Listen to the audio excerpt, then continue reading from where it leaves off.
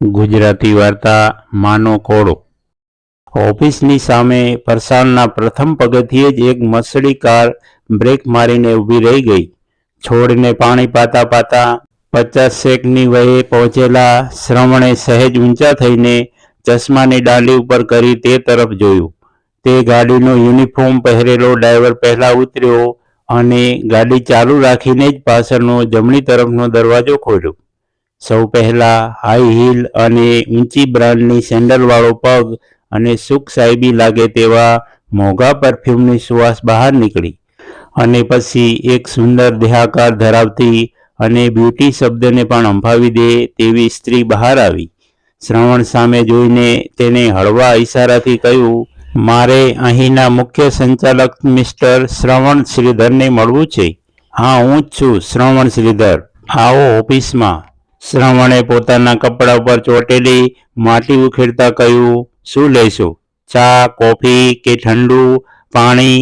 પછી શ્રવણે વિવેક કર્યો, કંઈ નહીં થેન્ક્સ। માનો ખોળો, તમારી સંસ્થાનું નામ અદ્ભુત છે। તેને પોતાની વાત શરૂ કરી।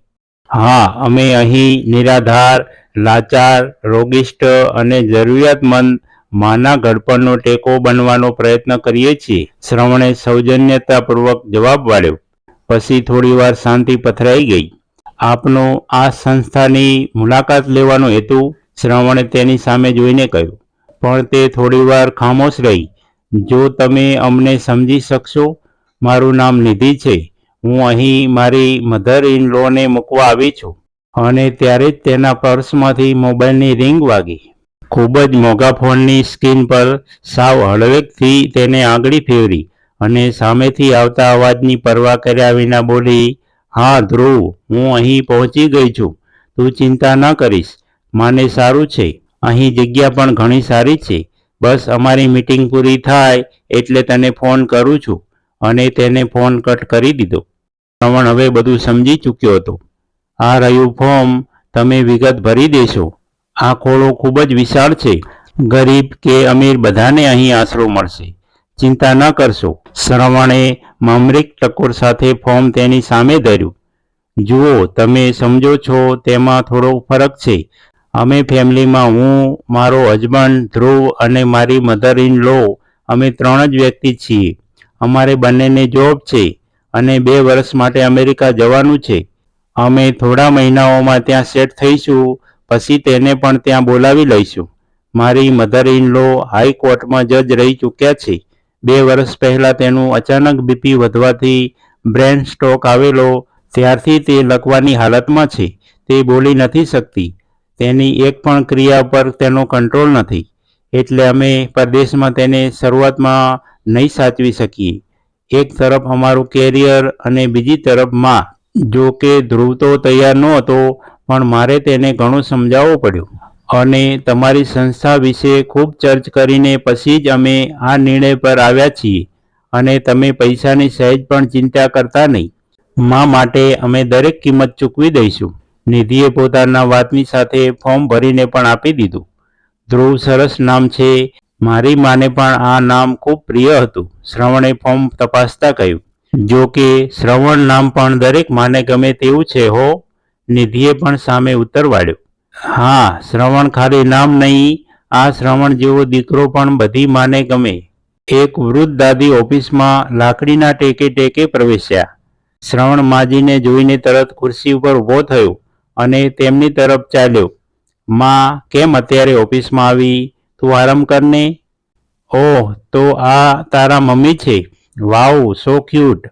માં, તમે ઘરડા ભલે હો પણ મજબૂત લાગો છો। નિધિએ માને પ્રણામ કર્યા। સુખી રહે। આ તો શ્રવણ જેવા દીકરા હોય ને રોજે રોજ પાસે લોહી વધે હો। માએ પણ આશીર્વાદની સાથે શ્રવણના વખાણ કર્યા। તમને આ માનો ખોળો જેવી સંસ્થા શરૂ કરવાની પ્રેરણા પણ માજીમાંથી જ મળી હશે, ખરું ને?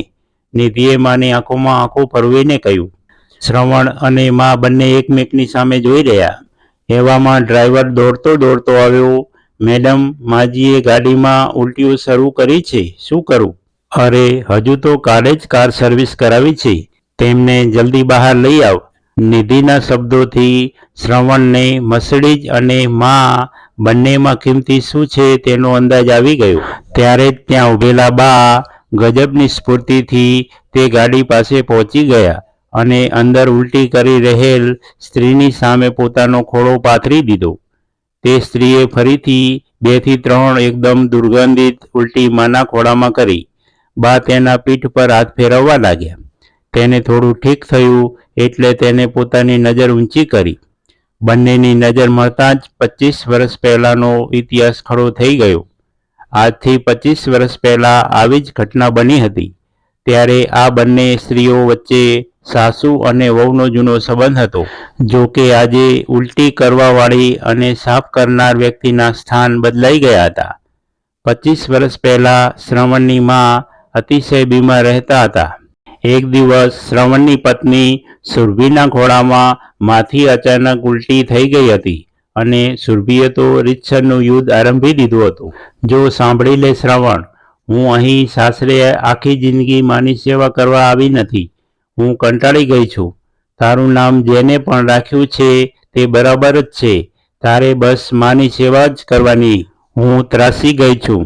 આ માત્ર આજની વાત નથી, લગ્ન થયા છે ત્યારથી જ તને આ ઘરમાં તારી મા દેખાય છે.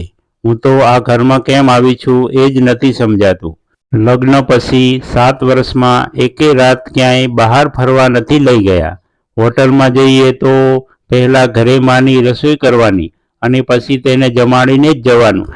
અરે, મારી ઓફિસની એકે પાર્ટીમાં તું આવ્યો છે ખરો? બસ મારી કારકિર્દી કાંઈ આમ વહેતરું કરવામાં કાઢી નાખવાની નથી. તું જ નક્કી કરી લે, તારે પત્ની જોઈએ કે મા? જીવનના આ તબક્કે શ્રવણ જેવા દીકરાએ માને પસંદ કરી હતી. તે સમયની બાહોશ વકીલ સુરભી પતિ સામેનો કેસ જીતી ગઈ અને પોતાના દીકરા ધ્રુવને લઈને કાયમ માટે ચાલી ગઈ હતી. જ્યારે શ્રવણે પણ પોતાની સંઘળી સંપત્તિ વેચીને બધાથી દૂર નાનકડો આશ્રમ કરીને માની સેવામાં લાગી ગયેલો, જે આશ્રમને સૌ માનો ખોળો તરીકે જ ઓળખતા. જેમની ઉલટીઓથી સુરભીને સુખ હતી, તેમના ખોળામાં જ આજે પોતે ઉલટીઓ કરી રહી હતી. બેટા સુરભી, માની આંખોમાંથી પ્રેમ વહી રહ્યો હતો. તેની હાલત લકવાગ્રસ્ત હતી. તે બોલી શકતી નહોતી, પણ તે ગાડીમાં જ માને વળગી પડી અને તેની બંને આંખોમાંથી સતત આંસુઓનો ધોધ વહેવા લાગ્યો. માએ પોતાની સાડીના ચોખ્ખા શેડેથી તેનું મોં બરાબર સાફ કર્યું. નિધિ તરત જ નજીક આવી અને બોલી, અરે મા, તમારો ખોળો બગડી ગયો છે. સોરી, મારી માને ખબર જ નથી પડતી કે તમારા ખોળામાં ખૂબ વાસ આવે છે. હું તમને પરફ્યુમ લગાવી દઉં. માએ નિધિને રોકતા કહ્યું, જો દીકરા નિધિ, આ માનો ખોળો છે. અહીં તો દીકરા દીકરી, વહુ કે કોઈ પણની દુર્ગંધ મારતી ઉલટી હોય કે ખુશીઓની કિલકિલારી, બાળકોની ટપકતી લાળ હોય કે નાકની લીટ, દીકરા દીકરીનું સુખ હોય કે દુઃખ, સૌનું એક સરખું સ્થાન છે. માનો ખોળો તો આ બધી સુગંધોથી ભરેલું રહે એ જ માને મન સૌથી મોંઘું અને મનપસંદ પરફ્યુમ છે. અને માએ પોતાની વહુને કોઈ પણ ફરિયાદ વિના પોતાના ખોળામાં સમાવી લીધી.